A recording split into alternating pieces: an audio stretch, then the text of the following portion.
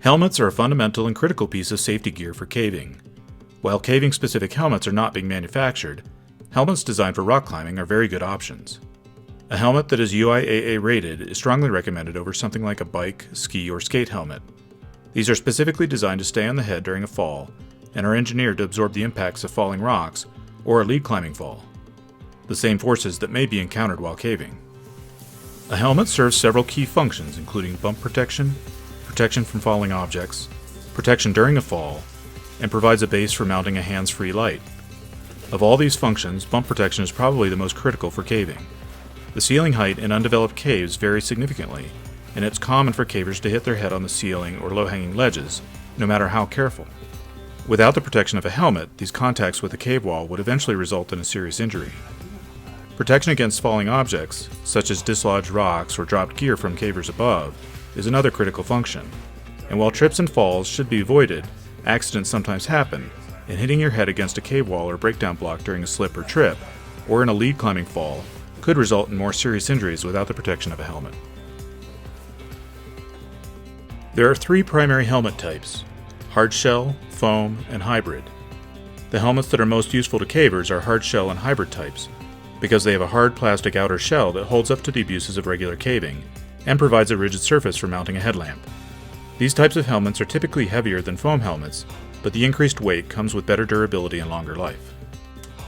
Hardshell helmets are usually made from ABS plastic, although some may use polycarbonate, polypropylene, or composites, and they have a webbing-based suspension system to create a space between the caver's head and the shell. Many cavers prefer hardshell helmets because there's improved air circulation and therefore better cooling, and some cavers still like to use the space under the shell to store things like an emergency trash bag or balaclava. The lack of foam also makes it easier to access the inside of the helmet for drilling holes and attaching hardware for headlamp mounting. A hardshell helmet is virtually mandatory for cave diving because foam adds unwanted buoyancy. Probably the most popular caving helmet of all time is the Petzl Ekron Rock, but this is no longer in production. Composite hardshell helmets such as the Joe Brown or HB Dyneema are also no longer produced. Current hardshell helmet options include the Petzl Vertex Vent and Edelrid Ultralight, but note that both of these include a small amount of EPS foam in the center to help in passing the UIAA impact test.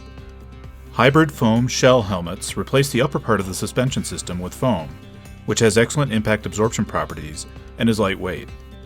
In most cases, the foam is expanded polystyrene, or EPS, which has excellent impact absorption properties, but once it's suffered an impact, then the foam structure is damaged and the helmet must be retired.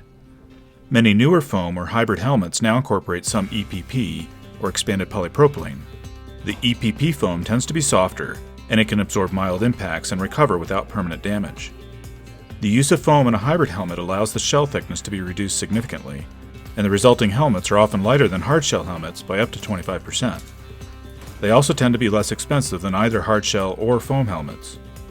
Current hybrid helmet options include the Petzl Boreal, Alveo, Strato, and Elia, Black Diamond Half Dome, and Camp Armor.